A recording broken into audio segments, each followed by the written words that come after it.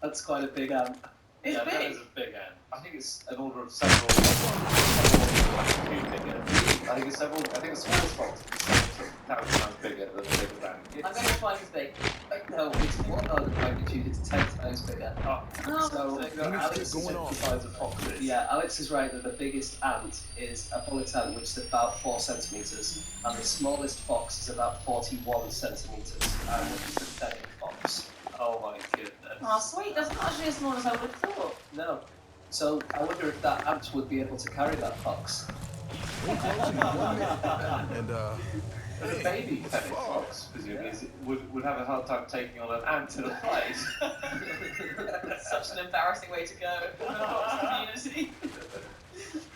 Some plants employ he's away from the ring and it closes in carry 45 seconds. So these are ants that live in the tropics, and acacia plants attract ants to them. So ants live on the acacia plants and they drink their nectar, and the plant provides shelter for them. But the plants actually make a chemical which causes the ants to go into what was described by, I think, National Geographic as a defensive frenzy. And they do this when That's it's like me, I'm man-playing something. No, I didn't mean that. Obviously, you know that. Oh, God. 10 seconds. The next ring's So yeah, close. the ants go into this frenzy, and they scare away the giraffes because they can sting them. They've got quite bad bites, so the giraffe comes to eat the plant, and the plant releases these chemicals into the ants that live on it to say, get rid of that giraffe, and the giraffe starts trying to eat it, and then it gets released into its mouth, and it goes away. Weirdly, there's a fact about, I think it's ethylene, which is a chemical that plants release, and is related to the previous one about apples. So when plants release ethylene, if they're being eaten by, let's say, an My antelope, ultimate's ready. they release ethylene. Brace and all yourself. the nearby plants will immediately Put up their defences. they'll put up their defences and they'll release large quantities of a chemical which makes them inedible, in fact poisonously inedible, to the antelope or whatever's eating them. So the antelope has to kind of sneak up and eat as much as it can of the first plant before all the nearby plants are completely radioactive and poisonous to it. Ethylene is the stuff which makes fruit go up, isn't it? It's like when you have bananas and apples in the same bit of your fridge. Yeah, exactly. The reason to do it is to make itself attractive to you. Is it? It's like an advertising sign. But if I get a rotten banana, I'm not attracted to that. No, but apples are less toxic than you think. So basically, once it releases the ethylene, all the fruit gets softer and sweeter and changes colour, meaning that the animals know, that's ready to eat and it'll be delicious and sugary. And so the fruit is basically saying in your fruit bowl, humans are coming, make yourself look good, so you'll be eaten. Yeah. It's like taking someone on a date with a misjudgment of what a human might want. Just got a little plum texting in the car. We also just begin employing ants. There are farms who employ ants to help them farm.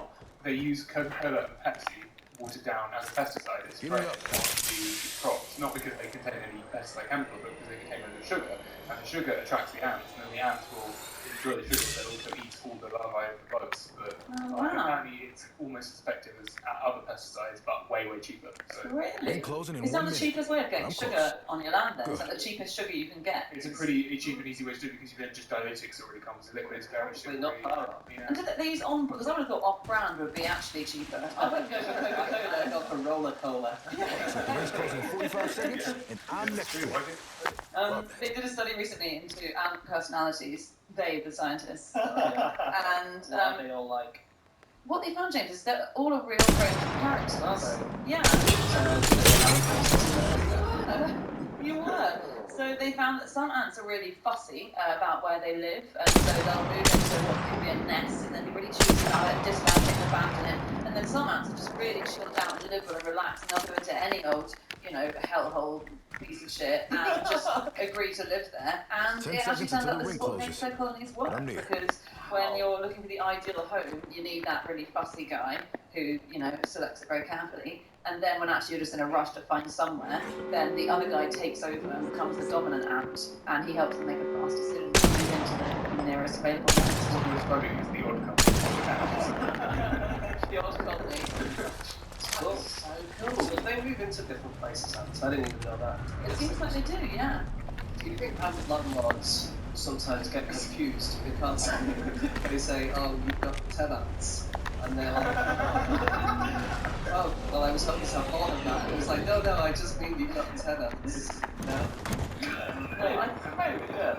Do the ants pronounce tenant? Is that the one that pronounce? Is that they pronounce it with that emphasis on the second syllable? I'm just thinking for Alex's sitcom of the ant-top couple, this might be one possible storyline. Thinking more as like an ant version of Friends, where you've got kind of the Monica for Steve as well. Yes! Yeah. Chilled out Phoebe. Just a quick film on flying ant day, which always moves around. There is no day, obviously. Like he's It happens in accordance with 4th century liturgical yeah. No, but I did not know this. So the male will deposit his sperm in the female. I did know that something like that. I didn't know that the female Got a minute to the ring falls. ant, the queen, can keep male ant sperm for 20 years. oh, Wow. imagine that! It's her vagina full of nitrogen. Well, I think that's a great basis for an ant rom-com, 45 right, in seconds which to an the ring ant finds stretch. out 20 years Close. later, But it's pregnant. you might have a kid. Oh no, the bloke ant finds out. Oh, we just had one thing. It was on Flying Ant Day. It was great. Yeah, well, bad news. You got 250,000 children. Can I pitch you my 10 ants? 30 seconds and it's just a short trip. That's Bridget Jones's baby. We all know that one. That's true. Well, actually, this will never happen because as soon as the male has inserted his genitalia into the female and deposited his sperm, his genitalia explode inside her and he dies. No, that is Bridget Jones's baby. I must have blinked in that bit. 10 seconds. The next ring's close.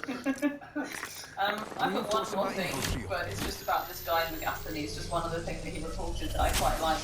When he went to India, he first of all, he described the people, this is how he, I guess, that the ants thing might have been a bit, he might have exaggerated the truth. He said that in India live men with no noses. How do they smell? That joke would have been original back then. There were other men with no mouths who fed by inhalation but could be killed by too strong a smell. So I guess when they hang out with the men with no noses, then they all drop dead.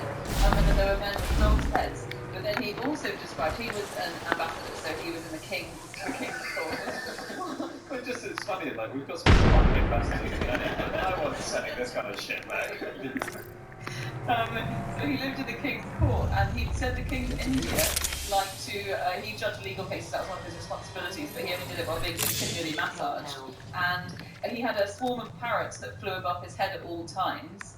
And he was considered the embodiment of a city, which was a city called Pataliputra. And so every time the king washed his 45 hair, a seconds to the celebratory ring festival shrinks. was held And I'm to close. celebrate his hair washing. I wonder how often he did it.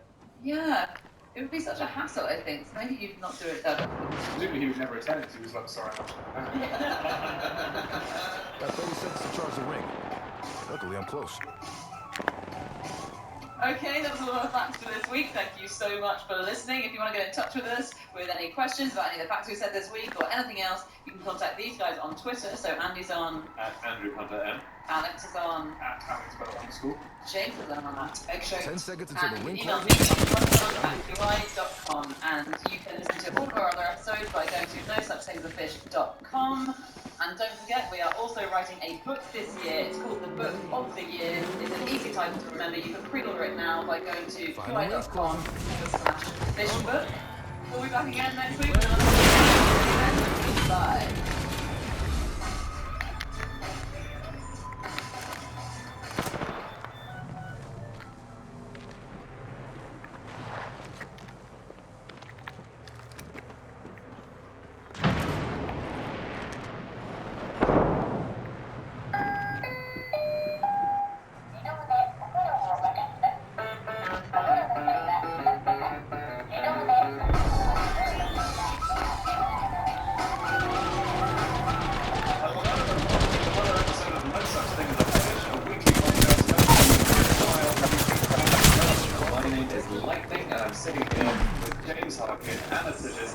And Alex Bell, and once again we've gathered around the microphones and we've got you our 4 favourite facts for the last 7 days. So in no particular order, here we go. Starting this week with my fact, and that is that early ice skating rinks stank big fat. Why? I think So this is effectively the first artificial skating rings used as kind of ice substitutes. They didn't have technology to make proper fake ice. So instead, they used a substitute which consisted of various salts and hog lard. Reinforcing with the feeding kit. And we can just skate around on it. And they also have mounds of hog lard to the side to look like fake snow. Yeah, and it didn't last very long. When did you say that was? That was in 1844. Okay, so that was one. So that's just the popular public. The one that was made in 1841 was only 6 foot and 12 foot. So you're not going to play much hockey on that, are you? That was like his investment era. You are so the he made Apex that champions. first one, and it's basically like the thing you take on Dragon's Den to say, if you give me £10,000